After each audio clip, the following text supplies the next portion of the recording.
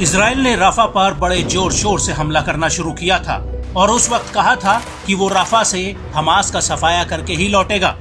और यहाँ तक कि अमेरिकी राष्ट्रपति जो बाइडेन ने भी इजरायली पीएम बेंजामिन नेतन्याहू को चेतावनी दी थी कि राफा पर हमला करने से भयंकर मानवीय तबाही आ सकती है और वो इस काम में इजराइल का साथ नहीं देंगे।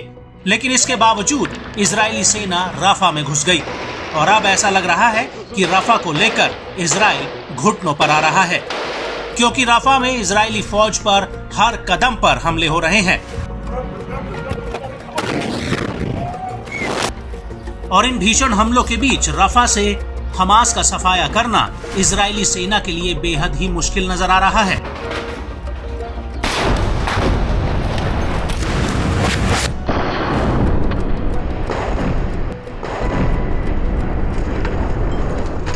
या फिर यूं कहें कि राफा इजरायली फौज के लिए एक अभेद किला बन गया है।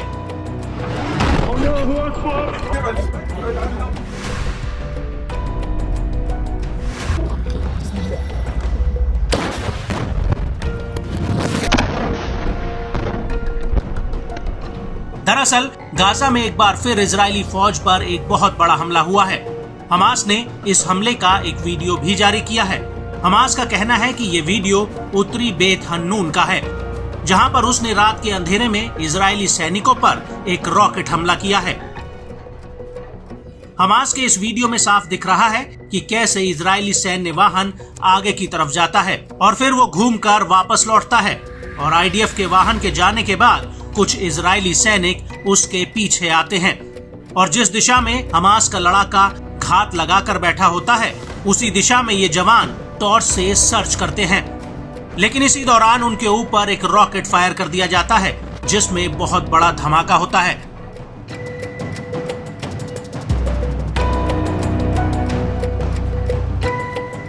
इस वीडियो में आगे देखने पर सुबह के समय आईडीएफ का एक टैंक खड़ा होता है और उसके आसपास कुछ इजरायली सैनिक चल रहे होते हैं और तभी पीछे से हमास का एक लड़ाका उन पर फायर कर देता है।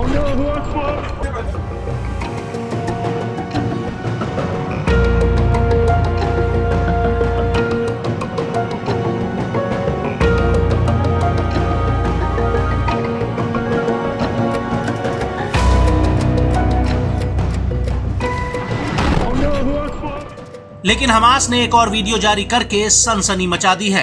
दरअसल 7 अक्टूबर 2023 के हमास के हमले में इजराइल ने आईडीएफ के कर्नल असफ हमामी को मृत घोषित किया था। उसको लेकर अल कासिम ब्रिगेड ने एक वीडियो जारी करके कहा है कि वो उसकी कैद में है और अल कासिम ब्रिगेड ने अपने इसी वीडियो में नेतन्याहू पर निशाना साधते हुए कहा है कि इस प्रकार का राजनीतिक नेतृत्व अपने सैन्य कमांडरों को कैद में छोड़ देता है। हालांकि अभी तक इस बात की स्वतंत्र रूप से पुष्टि नहीं हुई है कि इजरायली कर्नल असफ हमामी जिंदा हैं या नहीं। और इन वीडियोस को देखकर एक बात तो तय है कि राफा की जंग अब इजराइल पर भारी पड़ रही है, जिसे देखकर ऐसा लगता है कि जल्द ही आईडीएफ राफा में हथियार डाल सकती है, क्योंकि अनादोलू न्यूज एजेंसी ने अपनी एक रिपोर्ट में कहा है कि पिछले 2 दिनों के भीतर इजरायली सेना के 30 जवान घायल हुए हैं। वहीं इजरायली सेना का कहना है कि इनमें गाजा के अन्य हिस्सों में घायल 22 जवान भी शामिल हैं, जो हमास के लड़ाकों के साथ जंग में घायल हुए हैं।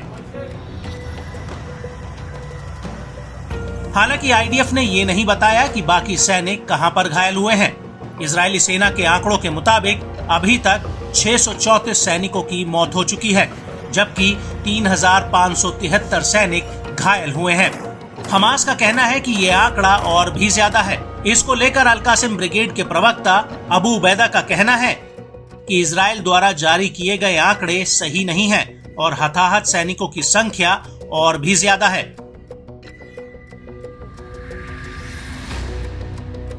और इस सब के बीच ऐसा लगता है कि गाजा के भीतर सैनिकों के नुकसान को लेकर नेतन्याहू बातचीत की टेबल पर दोबारा आना चाहते हैं और यही वजह है कि उन्होंने बातचीत करने वाली सभी टीमों को बातचीत दोबारा शुरू करने और कैदियों की अदला बदली की डील पर कवायद शुरू करने के लिए कहा है।